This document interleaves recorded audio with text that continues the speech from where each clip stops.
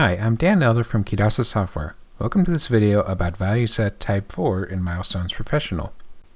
To get started, let's go ahead and set up our value set. So I'm going to go to the Tools tab in Milestones Professional and then click on the Set Up Value Sets button. That's going to open up a little dialog with all the available value sets we can use.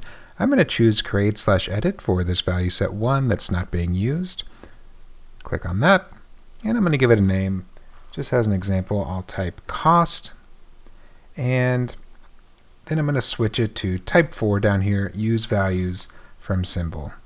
We'll come back later to graphic properties, but for now, let's just pick type 4, use values from symbols, and I'm going to press OK.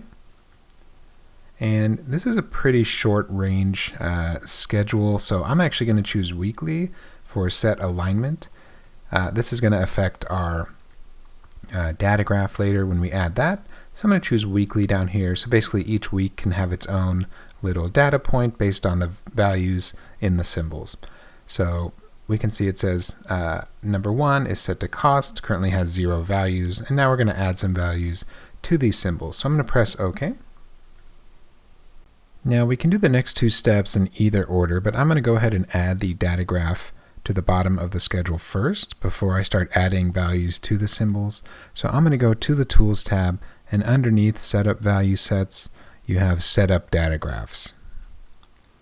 And there's a couple things you need to do with the data graph. First of all, it should say Show this graph, make sure that's checked. Then you also need to give it a height. So this is going to be in inches, kind of based on the size of your schedule. I'll just say 2 inches and see what that looks like. And then you also need to assign the value sets to the graph. So I'm going to click Assign Value Sets to this graph. And right now it looks like the top 3 are checked by default. I'm just going to uncheck number 2 and 3 and just check this first one, cost. And you can see it still contains 0 values since I haven't added any values to any symbols. I'm going to press OK. And then I'll press OK again. Okay, that data graph looks a little bit tall, so I'm going to go back to Set Up Data Graphs. If you need to change it later, you can just go back in the Tools tab to Set Up Data Graphs. Maybe I'll change it to 1 inch and press OK. Yeah, that looks a little better. So I'm going to keep that. That looks pretty good. All right, so let's go ahead and add some values to our symbols. So I'm going to click on a symbol. I'll just choose this one, and we're just going to add some cost values to these symbols. So once you click on the symbol, you should have the Selection tab up here, and it should give you all the different little tabs at the bottom. I'm going to go to the second to last tab, which is the Value Sets tab. I'm going to click on that, and you can see right now cost has a value of 0. All of the other value sets we haven't set up yet, so only cost is the one showing up. So I'm going to just change this to 10 just as an example, and then I'll press the little apply button right next to it. So once I do that, you should see the value appear there. There's not going to be a line yet, and I'll kind of explain why in a few seconds. But I'm going to go ahead and add some more values. So I'm going to click on this symbol right here, and you can see it stays in the Value Sets tab. So you can just quickly add whatever value you want. Maybe I'll say 15 right there. Press the little apply button, and you can see now there's a line between the two values. I'm going to click on another symbol, maybe this one down here, and I'll just say 8 as an example and press the apply button. And now you can see we've got a nice little data graph kind of showing up down there. Maybe I'll add another one here. That looks pretty good. So you can see those values kind of get graphed down there. And a few things to know if you're having trouble, having the values show up on the graph down here. First of all, you can go back and make sure you actually assign the value sets to the data graph. You can also go to the Tools tab, and we can look at some of these graphic options.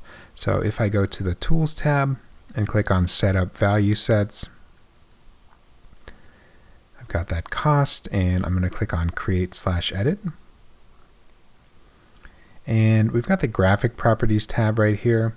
So sometimes your data graph color, right now it's black, but if it was the same color as this background, it would just kind of not show up because it would be the exact same color as the background. So that's something to kind of keep in mind. If this was like a light gray, it would just not show up on that background. Also, we've got suppress values of 0. So it's not kind of graphing at the bottom here. If you do want to have the graph kind of just pop up whenever the values are higher than 0, you can uncheck these. So uncheck suppress values of 0. And you also want to make sure this checkbox is checked right here, so graph values. And then you also have the graph as cumulative, so you've got a couple options there that are pretty useful. And I'm going to press OK. And then you can see, so now instead of just connecting the values that are actually there, if there's places where there's no values, it goes back down to 0, since we're not suppressing those zeros anymore. Otherwise, if we were suppressing the zeros,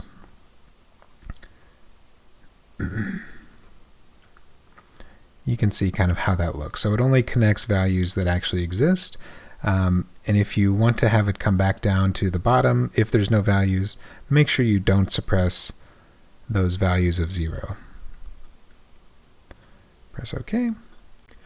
So one more thing about the value sets, I'm going to press OK right here, and you can see it's currently a line. If I wanted it to be like a bar, for instance, that's actually in the DataGraph setup. So I go to the Tools tab, Set up DataGraphs, and I've got a few different options here. So bars, wide bars, points, etc. And it's all going to be using that color that we set up in the graphics properties. So I'll just choose bars and press OK. And then you can see it's only showing the values where the actual symbols have those values. And it should update. So for instance, if I change this to 25, you should see this 15 value kind of shoot up there a little bit, and that looks pretty good. It should also automatically adjust. So like if I change this to 100, which is kind of way outside the 0 to 30 range, it should just kind of readjust that range based on that highest value. And that's pretty much it for today. If you have any questions, feel free to email support@kidasa.com. And you can also check out our website at kidasa.com. Have a nice day.